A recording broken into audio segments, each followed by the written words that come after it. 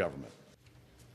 I'm joined now by, and earlier in the program, by Congressman Sutherland, a Republican of Florida, one of the Tea Party Republicans who is helping to drive this current debate. Is that fair to say, you think? You think so? Okay. And also, of course, Gloria Borger and Dana Bash.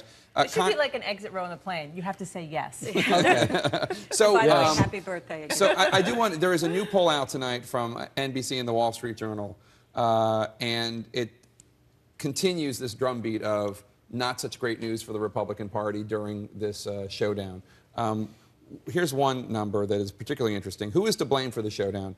Republicans, 53% blame the Republicans, 31% blame President Obama, 13% both equally. That's a fairly wide divide, 53% of the American people. Even though President Obama's approval ratings are below 50, most Americans blame Republicans. This is not good for your party. Where were the Democrats on that poll? Were they in there?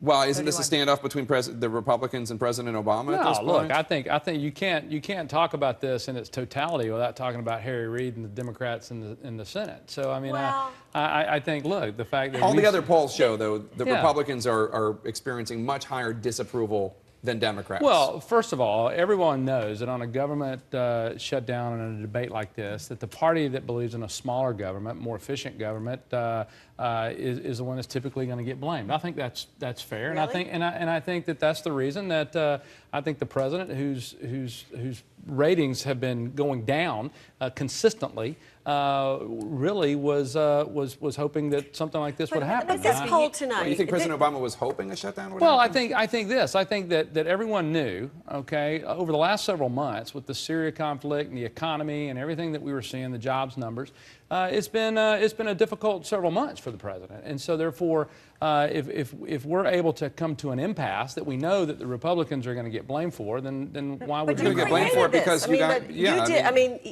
he didn't actively do this. The Republicans said, we want to try and defund Obamacare. That wasn't his idea. Got your signature legislation, or we'll but let me say this, and when it became very apparent that Harry Reid was going to dispose of that, then we continued to send other bills. Okay, and we sent, no, I understand. You said that, but here's the question I have, which is, and Jake is talking about the polls.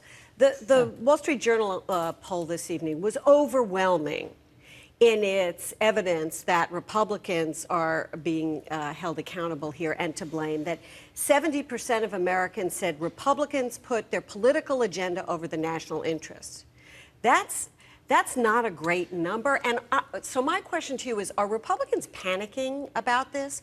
Worrying that it could cost them the House? I mean, guys, am I the picture of panic? I mean, no. Well, you're that's because it's your birthday. No, we're not panicking. You are cool as November, but I can't see that. Well, thank you. But on that, actually, this is a serious the other question. Side of the pillow. Because But it is serious. people out there here, Tea Party, class of 2010, you are kind of, a very typical example. So I want to ask you, you represent, I mean, just in terms of the new kind of a politician. You never held public office before, right? Correct. This is you're a funeral director by trade, correct? Owner. Owner. Okay.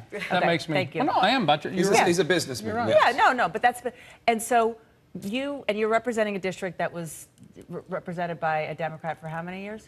Well, a Republican hadn't won this seat since 1882. Okay. So what are you, based on all that, what are you hearing from your constituents about this? Like to Gloria and Jake's point about the polls, what are you hearing attaboy, or are you hearing enough already? We're hearing some of that, but and also your numbers are reflecting that? Well, let me say this. Now is not the time to get an accurate poll number. Right. Okay, so let's be very, very clear. But do you feel pressure to reopen the government? No, I feel pressure to do the right thing. And I think that what we have stated all along is that the right thing is that we have a system where there's no special treatment for anyone. Look, our founding fathers do believe, or they did believe, that a self-evident truth that all people, all men, were created equal. And I think to have a signature piece of legislation, such as the President's health care bill, and the President himself, his family, his cabinet, and all of the executive branch do not have to go into a system that is so great that it doesn't apply to them, to me, it undermines the basic tenet of freedom, that all men are created equal. So why is the public reacting this way then? I mean, why are these numbers all in this direction, anti. Well, first of all, Republican? look, people don't like uncertainty, and we know that. And so I think this is an uncertain time, and I think that the government shut down, and I think that the debt ceiling, that's a lot of uncertainty. I think that going to war, just on the Syria issue several weeks ago, that's more uncertainty. I don't think people like that, and that's a natural, God-inbred instinct, and I think that's normal. Congressman Sutherland, thank you so much for coming in.